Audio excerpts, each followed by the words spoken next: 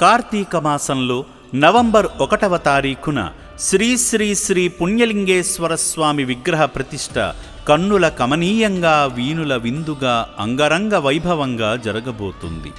ఈ మహా పవిత్ర కార్యంలో భాగంగా వేల మంది భక్తులకు స్వామివారు అనుగ్రహించే పుణ్యఫలాలు సొంతమయ్యేలా కార్తీక మాసమంతా శివపంచయాగాలైన శ్రీ మహా ఏకాదశ రుద్రయాగం, శ్రీ మహాలక్ష్మీ గణపతి యాగం, శ్రీ మహాచండీ యాగం, శ్రీ మహామృత్యుంజయ యాగం, శ్రీ మహాసుదర్శన యాగములు జరిపించబోతున్నారు.